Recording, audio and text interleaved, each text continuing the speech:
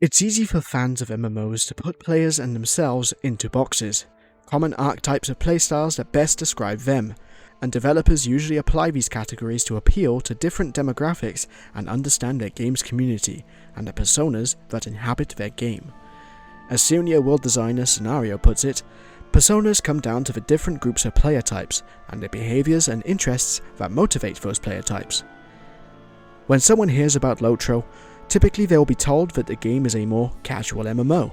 They might be told that Lotro is a story-driven game and puts a lot of emphasis on exploration and world building. I mean, how could it not? The game is set in Tolkien's vast and lore-rich world of Middle-earth, and I believe that this is the strongest pull the game has ever had, and it is one of the chief reasons I started playing 14 years ago.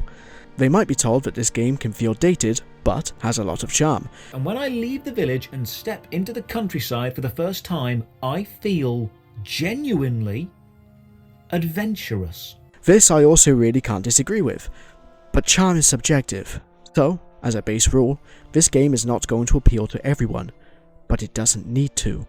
Lotro's community can be described as loyal, hardcore fans who have stuck with this game through thick and thin.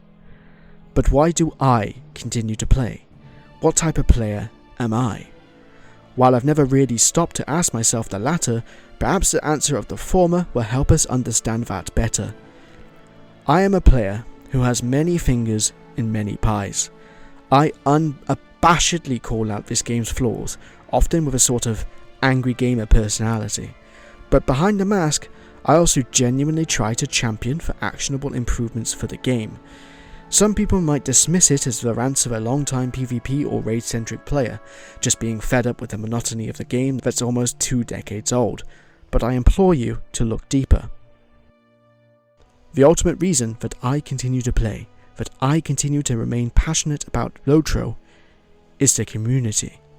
Specifically, the friends I've made along the way and the fun that we as players can make for ourselves in the game. To really understand what I mean, you need to understand that the community cannot be fit into one box. While players can find their own identity and like-minded friends through applying themselves as common archetypes, like saying they're a raider or a role player, PvP enjoyer, casual quester and so on, what I need you to realise is that by strictly adhering to one specific playstyle or persona, you risk blocking out the potential experience of other playstyles and content. I believe few people strictly play just one thing, especially for a game as big as Lotro.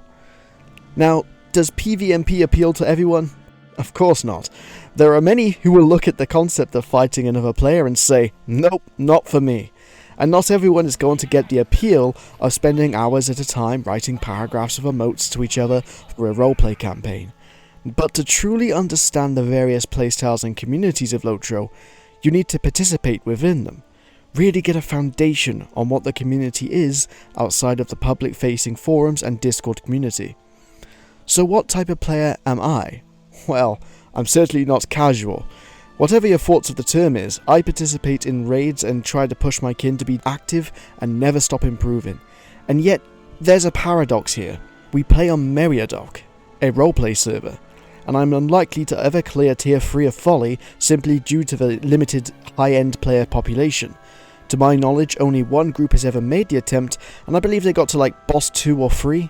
But within the limited raiding space, I see a more tight-knit player base, where it's easier to recognise and form meaningful connections with like-minded players. The downside to a smaller raid population is pretty apparent. If you're a high-end raider and you seek to challenge yourself, you're going to have less content to run outside of the 3 or 4 kins that actively run tier 2 of Folly, and not always successfully either.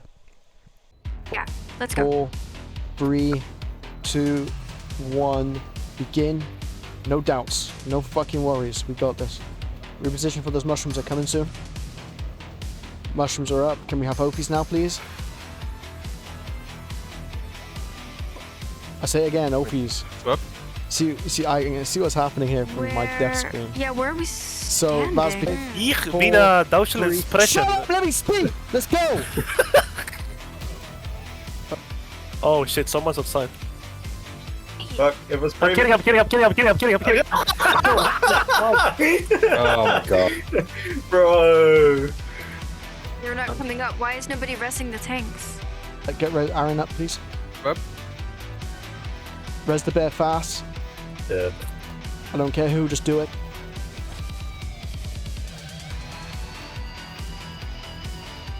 Not getting any resos. Where's the res? Come on, quickly. Hey, Red. If you guys don't reposition, you're gonna be missing Blighted Mastery, by the way. That's why I keep saying reposition. Who dropped that? Bad eye, Don't say move, me. everyone move as one to Coming. the left in Up. 3, 2, 1, move. If I'm actively tanking, I do need heals. Yeah. Never mind, I'm Okay, we're dead. getting some low sentience from some people here. No, never mind. Thanks all. Damn, that's so Oh. close. My experience of running a kin and attempting the raids on Meriadoc has been really interesting, and I'd like to do a video on that sometime soon. But back to the topic at hand. To say that the endgame is dead on the roleplay servers is simply false. There's a passionate niche of endgame players, and some of the most genuine players you'll ever meet in the game. I love you guys.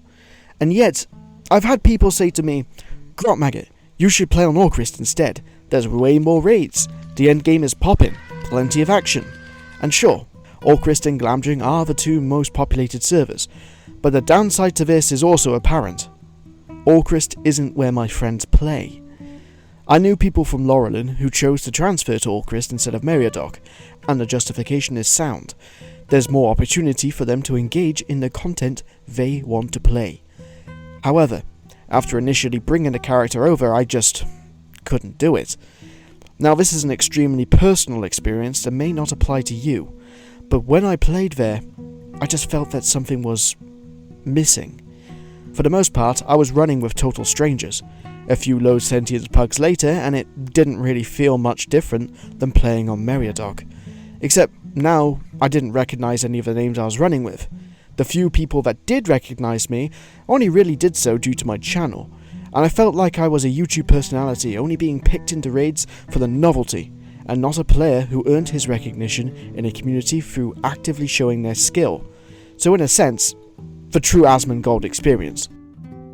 It became untenable to focus my attention and time towards two completely different servers, so I transferred that character back at the nearest opportunity and made my peace with that. I prefer to be a big fish in a smaller pond, if only because that's where I have the most connections and friends. Now, at this point you simply cannot convince an entire kin or friend group to shift over to a different server, with a different community base just like that, especially if the interests of your friends are diverse and run the gamut of playstyles. This is why Grond and Sting didn't get the initial shift that SSG seemed to want during the 64-bit transfers. In short, people who had already established themselves on servers and didn't want to risk losing out on what appealed to them to join a brand new one. And that neatly moves me on to the roleplay part of the roleplay servers. I hate to say it, but I think they get a bad rap for what they are. My observation is that people are likely to dismiss both Meriadoc and Peregrine for the roleplay title just as much as it acts as a signpost for roleplayers to congregate. Some may hold the misguided opinion that roleplay is enforced on those servers, and the idea of being in character and writing fantasy slop every time they want to pug a group is cringe for them. Look, I get it, but anyone who plays on those servers knows full well that roleplay is not enforced as a rule, and even within those servers, roleplay is a niche unto itself. So I'm going to outright say it. You are not going to find the communities that actively engage in roleplay outside those two servers. The roleplay tag serves to bring like-minded players over to a singular place to engage in a vibrant community scene, but it's also a double-edged sword. It's basic player psychology to gravitate towards the two most populated servers if they're interested in the endgame raids. It's a split of community interest that I find both interesting and frustrating. Sometimes it feels like we're being ignored or dismissed as raiders, and as roleplayers, our effort and creativity often feels unrecognised outside of that niche. But I'm missing a very important demographic here, and I cannot really put them into a box. Players who regard themselves as casuals, people who are still enjoying the questing through the world, regardless what level they are. These players may never reach the endgame, and to many, that's not their goal. To them, the journey is worth far more than the destination. The vast majority of casuals, I believe, aren't poring over patch notes, or yapping endlessly on the forums or Discord, or trying out Bora tests or poring over theory crafting. To them, the game's value comes from their personal experience playing through the plethora of questing content. Friend groups may be extremely personal to them. They may not even be part of a kin. It's impossible really to determine how many players in this loose bracket exclusively play only quests, and in a sense almost all of us are questers in some degree, but we all do other things to enhance the game's experience. Questing is what I like to consider the base activity of Lotro, and it's my personal belief that Lotro should have more to do within the game world outside of quests or raids. There's so much potential being slept on that I feel that players genuinely appreciate. I'm coming out of the closet. I want you to know that I am a role player. Hell, even some of my kinnies tease me over it. There's been times where my presence has been requested in the Etenmals and I turned it down, saying, "Sorry buddy, not tonight, I'm role-playing." And on at least 2 occasions did you fuckers come and find me and stand there menacingly. Fail RP. A weaker man would have claimed your griefing. But roleplay was the initial pull towards me playing this game and consciously choosing a server to play on. Little did I know at the time that that choice of playstyle would set me on an emotional rollercoaster throughout the years.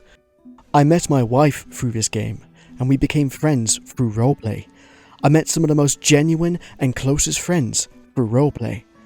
I also went through a depressive spiral, questioning the state of the community and the morality of humanity itself, and was close to quitting, due to drama within roleplay. The roleplay scene is as diverse as it is contentious, and it's only through the immense efforts of the roleplayers of Lotro Discord server that I continue to hold a great respect and passion over roleplay. Recently, ROL has hit 1,000 members, a significant milestone. It serves as the largest and most active community space for roleplay on our server, and in fact, I'll go as far as to say that the other community spaces are either extremely niche or outright dead, ran by people who have put themselves into strict boxes years ago. Those people have cashed in their chips, and I'm not interested to hear what they have to say about ROL. What I'm interested in is keeping the flame alive through a game that so commonly leads people to believe that their choice of playstyle is their only choice. The efforts of Chad, Nen, AP and so on have genuinely helped me keep my passion for the game alive, just as much as running a kin or a YouTube channel. I don't even have the words to describe how much it means to me, and paradoxically I don't expect most of my audience to get it either. I know what niche I serve as Grot Maggot the YouTube guy, but I needed to glaze my homies for their momentous work to wrangle the various communities together to create something truly special. Godspeed. If you take anything from my rant today, perhaps consider that Lotro's community is not one monolith, but rather a diverse and varied collective of many different personas, all valid and all begging for attention that SSG themselves probably don't even realise. I mean, if you think what I meant by roleplay was just the music bands that hang around the Prancing Pony, you don't get it. If you think that PvMP is just for trash talking and one side objectively gets more attention than the other, you don't get it. If you think that the majority of Lotro's community consists of flappable casuals and that their feedback isn't valid, you don't get it. If you believe raiding only happens on Glamdring and Orcrist, you don't get it. And if you think that I am the sole arbiter of what this game is and isn't, you don't get it. None of us will ever truly understand the community to the extent we think we do, only the parts that appeal to us. So maybe try something new. Maybe SSG will recognise what I'm trying to say, and who knows, you might find new friends and new activities to enjoy. In short, Lotro's community is something very special to me, and as much as I rant about the forums or people I derisively call boomers, I understand that a vocal minority truly has no power over me. It's the rest of you, the players, the roleplayers, raiders, PvMP enjoyers, questers, everyone with passion that I truly appreciate.